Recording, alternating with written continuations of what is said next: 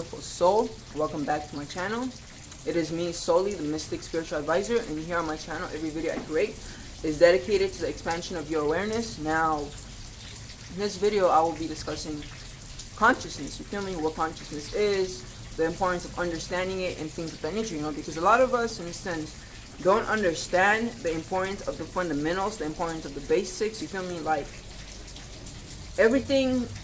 every complex system started with the basics, so it's like you can't really precisely get into deep concepts unless you have mastered the basics. Now, in regards to consciousness ultimately is awareness, but of course that's basic, right? Consciousness is awareness, consciousness is experience, I guess you can kind of say. Awareness and experience are the same thing, technically. Now, the thing about consciousness is within everything. Consciousness is within, it's a fact that crystals are conscious beings, right? But consciousness is within the water that's raining around you. There's consciousness within everything, and in a sense, this is kind of how life began and started. When Source became aware and became conscious of itself, right? So ultimately, as human beings, yes, we are a spiritual being having a physical experience, but before the physicality of it and everything, right, you got to understand that it's like we are consciousness before anything, right? And I want to, in a sense, break down the forms of consciousness that we as human beings, in a sense, are experiencing. So of course there is the conscious mind, right? Then there's the subconscious mind. Then there's the conscious divine, which in a sense, or the divine consciousness, which in a sense can equate to the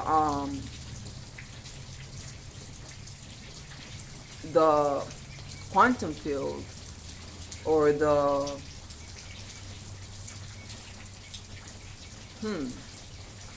dreamer, for lack of a better term,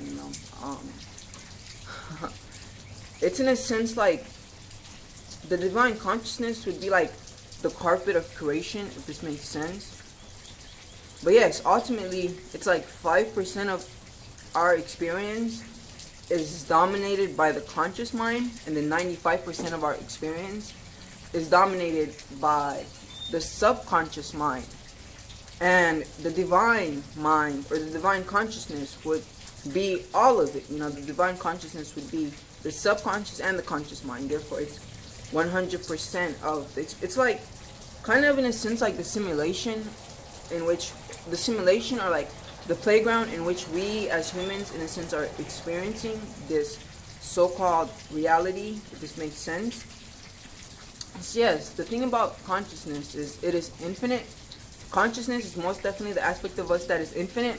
For example, consciousness is awareness. Consciousness is experience. A book would be considered a form of consciousness. This video is a form of consciousness. Now, unlike the physical body on this realm, it will sooner or later deteriorate, but something that will forever continue to live on after we die will be consciousness, our consciousness. Your consciousness, like I said earlier, you can kind of, I'm not sure if I said this in this video, but you can perceive consciousness as like this, look, so, the conscious mind, right? So consciousness can be perceived as like white light, and then this white light goes to this prism, right? And as it goes to the prism can be, in a sense, symbolic to the subconscious mind, because that's literally how this works.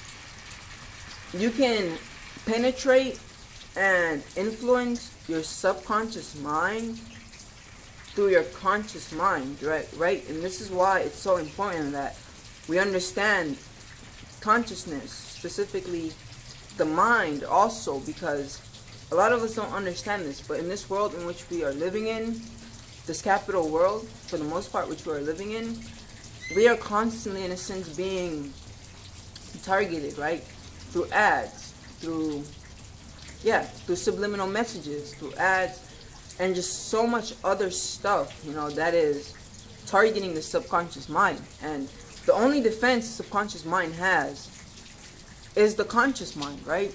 And a lot of us don't even understand, in a sense, that we have a subconscious mind. So, to a degree, to an extent, we kind of walk around as like pawns waiting to be programmed, if that makes sense. But yes, consciousness is like, it's like what programs life, DNA is a form of consciousness, which consciousness, in a sense, is like, how to put this, like, it produces expressions, right? My physical body, for example, is it represents consciousness. This consciousness here you are perceiving, it is in a sense derived from DNA, right? There's DNA within me that, in a sense, is programmed my hand to look the way it is, to feel the way it is, and all of these things. So consciousness, at the end of the day, is ultimately kind of like, you can say, it's like programming, except raw consciousness is not like A, B, C, or D, but it's kind of like blank. It's a blank sheet, right? Because when everything is done, all there will be is consciousness, right? Which would, in a sense, be like white light, you can kind of say. So, as conscious beings, as humans, we, in a sense,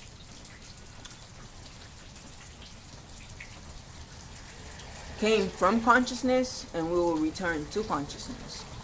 Now, consciousness is ultimately, it's like, it's a circuit, right? That's for sure. It's a circuit. And like,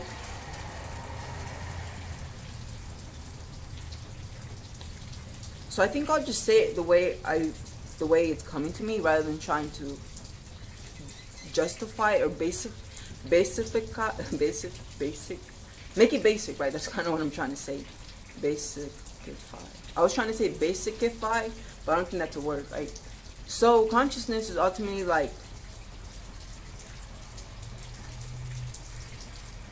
it is the energy behind the human experience, right? It's kind of like how Wi-Fi works, right? Somewhere from source, there's this stream of energy we call consciousness, which is, in a sense, streaming outwardly, and it's like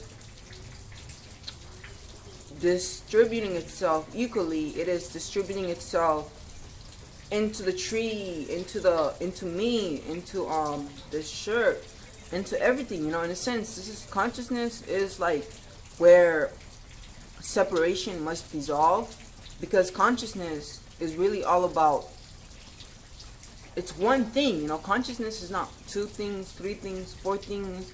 Back to what I said, consciousness is white light. The subconscious mind, in a sense, is a prism, which kind of, it's a prism which, in a sense, takes the white light and turns it into the 7 other lights. This is also why the subconscious mind doesn't precisely see any sort of like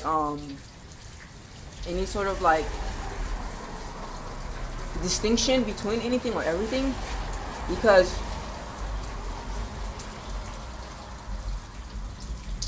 the subconscious mind understands the truth, I guess you can say. The subconscious mind understands that the illusion of the 7 separate colors derives from the one color, So what I'm saying is, it's like, you can kind of say, like, there is red consciousness, blue consciousness, yellow consciousness, orange consciousness, green consciousness, purple consciousness, so on and so forth. But all of those consciousness are being, in a sense, projected through the subconscious mind, and therefore the subconscious mind, in a sense, has this ability to take it, like, because what I'm saying is, it's like, just as the light can go through the subconscious mind and in a sense break itself into 7 aspects of itself, the 7 lights can also return and project themselves through the subconscious mind and come back to 1. So I hope you guys get what I'm saying here. So what I'm ultimately saying is, it's like,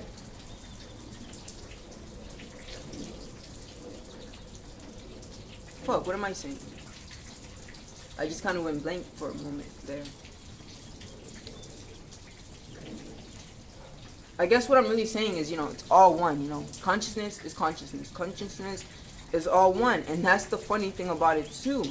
Because consciousness being, in a sense, a blank sheet of paper, whatever you choose to program into consciousness is what it'll project. Because you gotta keep in mind that, like I said earlier, 5% of our experience derives from the conscious mind. 95% of our experience is coming from the subconscious mind, So a lot of the things we experience from a conscious mind perspective kind of gets thrown into the subconscious mind, where in a sense it's kind of like growing, if that makes sense, Where in a sense it's like growing. The subconscious mind, it's water, right? Honestly, that's like the best way I can put it when I think of it. But when I say water, I don't really mean like, because when I think of the subconscious mind, I think of like dark primordial waters, if this makes sense. Like, there's water, but it's black, because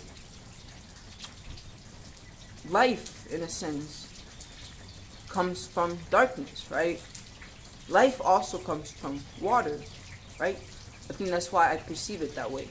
And that's the thing too with the subconscious mind. The subconscious mind literally generates life, I guess you can say. Because if we're to say that the subconscious mind is a prism, then this would mean that as the subconscious mind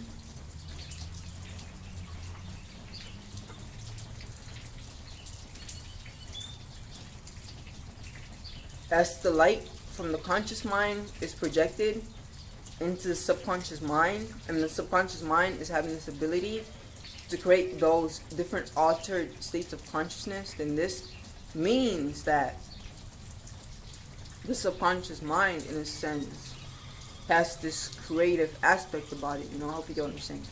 So, with that being said,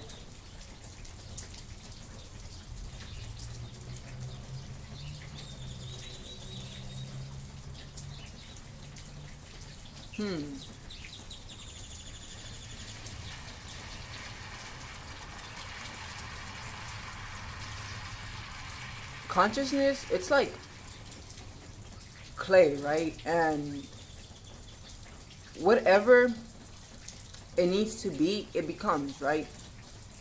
And in a sense, this is kind of how, as conscious beings, we also work and operate.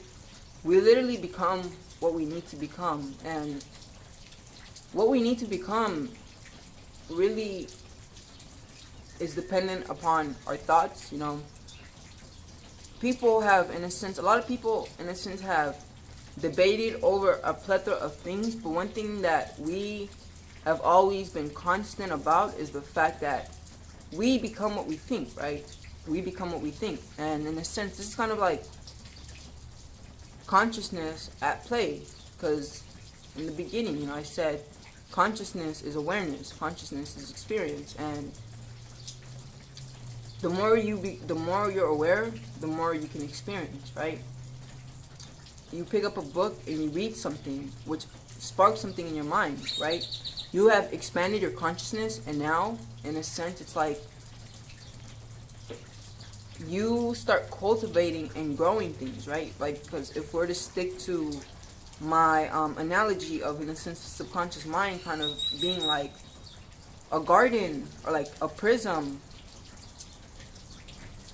because the thing about a garden and a prism is they both take one thing and have this ability to produce a plethora of other things, like a garden, you put one seed inside and then now you have like 200 seeds and you have like all these fruits and yada yada yada, in a sense it's like the same with the prism.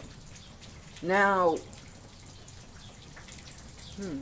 yeah, like that's what really happens. You take up this light from a book. A book, like I mentioned earlier, is consciousness. You pick up this consciousness from this book, right? And now this consciousness, in a sense, this light that you picked up from this book kind of goes through your prism. And however intact or unintact that prism may be, will in a sense be a determinant of how those lights will in a sense bend and yada yada yada. I'm gonna go back. I'm gonna go back to the garden analogy, because that's much more simpler. So it's like, however fertile your garden is, it'll grow.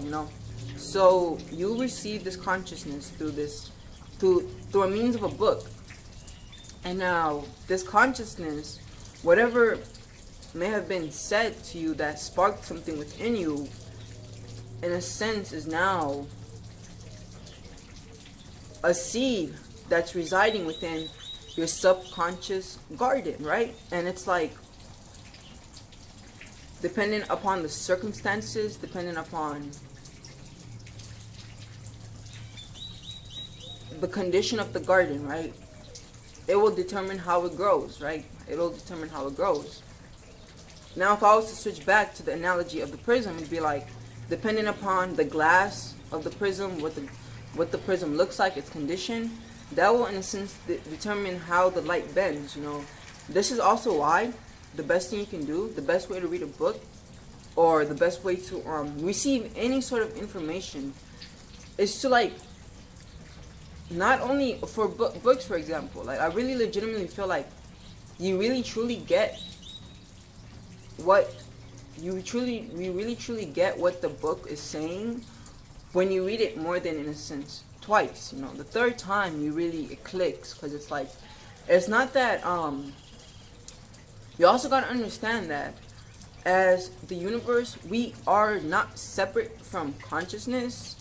We are consciousness, right? So you got to understand that what happens when you are, in a sense, reading something and it sparks this idea within you, it's not precisely that idea was outside of you and it's coming in. Like when you read a book for the third time and you start seeing things that you weren't seeing before, it's not that wasn't always there, but it's just that certain things inside of you are awakening, and this is what it really is all about.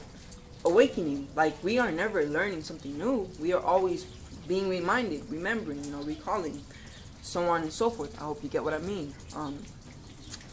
But yes, y'all, this has pretty much been it, this video on consciousness. I hope you enjoyed. I hope you resonated, most definitely. But yes, let me know what you think. And definitely do like, share, and subscribe, and turn on that notification bell so then you're notified tomorrow, Friday, so on and so forth when I upload, which is Monday to Friday. And peace. Namaste. And as I always say, you have a blessed, beautiful day.